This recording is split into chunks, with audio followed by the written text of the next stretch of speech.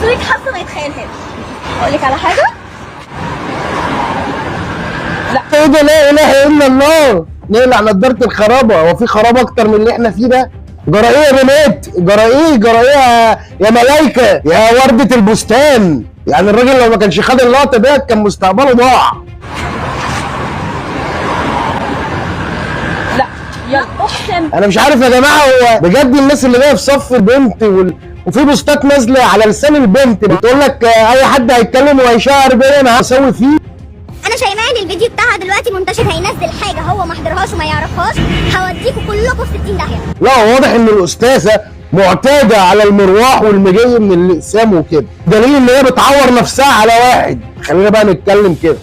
ده مش حقيقه على فكره، انا عند الاسم، على فكره انا نزلت الاسم امبارح انا وسواق الاوبر اتخانقنا. والغريبه بقى دلوقتي لو مفيش فيديو بيوثق اللي هي بتعمله ده، كان الشاب او سواق اوبر ايا كان حصل له ايه؟ انتوا مدركين يا جماعه؟ كان مستقبله ضاع. معلش الاوبر اللي هو شغال عليه ده ممكن يبقى عربيه مأجرها لصاحبها، بيدفع له كل شهر، بيدفع له في اليوم، وهو نفسه صاحبها وعنده التزامات او قاعد في ايجار. ما هو ما حدش بيلجأ للشغلانات دي يا جماعه الا اللي ضاقت بيه كل السبل. هي الشغلانات دي المفروض الناس بتقول عليها تحسين دخل، لا هي الشغلانات ديت قايمه دخل كامل، قايم عليها بيوت. جوز واحد في ايجار، اللي وراه التزامات، اللي وراه عيال، اللي وراه دروس، اللي وراه مصاريف بيت. هتيجي واحده مستهتره زي ديت توديه في داهيه، تضيع مستقبله، بتضيع مستقبل اسره كامله ممكن تبقى متعلقه في رقبته. من المنطلق ده يا جماعه والله عايز اقول حاجه، بس ان احنا بقالنا 15 سنه ولا 20 سنه بنتكلم عن حقوق المراه ونسينا حقوق الراجل فيها، نسينا حقوق الشباب.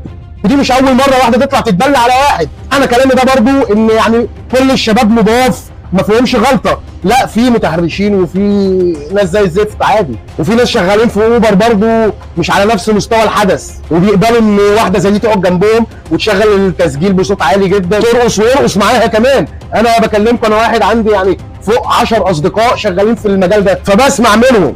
ففي حاجات اكبر من كده واخطر من كده بكتير بتحصل يعني.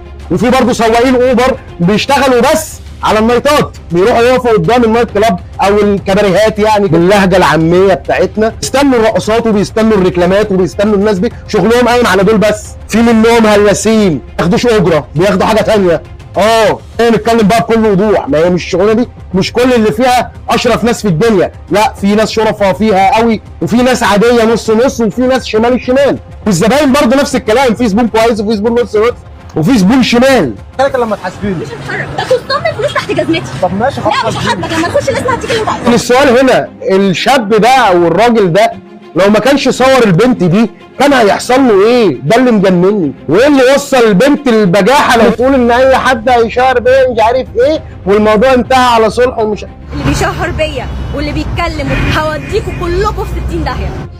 واحده بتقول في الفيديو بتاعها انا هحبسه حبسه ما يطلعش منها. يعني الشاب ده لو ما كانش صور كان راح في 6000 داهيه. بقول له اطلب لك الحكومه، قال لي تصدمك على تصدم الحكومه. فخلوا بالكم كل اخواتي اللي شغالين اوبر او بيشتغلوا بالليل وبيقابلوا فتيات ليل كتير، خلوا بالكم النوعيه دي لو قدرت ما بتعفيش. هي بتقول لك انتهت على صلح. احنا الاسم احنا الاثنين واتصالحنا احنا الاثنين وعملنا محضر صلح، وهوريكم رقم المحضر بتاعي. عشان ممكن يكون الشاب عفى عنها، لكن هي اللي كان في نيتها اصلا ان هي ما تعفوش، كانت عايزه تحط في سجن ما يطلعش منه زي ما قالت في الفيديو كده. تسويق حظ ما يتخيلهاش، تسويق حظ ما يتخيلهاش، تسويق حظ ما يتخيلهاش. فما كانتش هتنتهي على صلح لو ما كانش بس الشاب صور. فانا مش عارف بقى احنا كشباب مثلا شغالين في الشارع هنمشي 24 ساعه في ال 24 ساعه ماسكين التليفون يعني ولا ايه؟ مش فاهم. لا احنا عايزين حل للموضوع ده بجد، لان كام شاب ممكن يكون اتظلم في حاجه زي دي وما كانش معاه تليفون يصور او ما طلعش تليفونه وصور ساعتها. ربنا يستر على كل اخواتي الشقيانين، معاكم ربنا. لو سمحت انا شيماء حسين صاحبيه قلب الحدث، تمام؟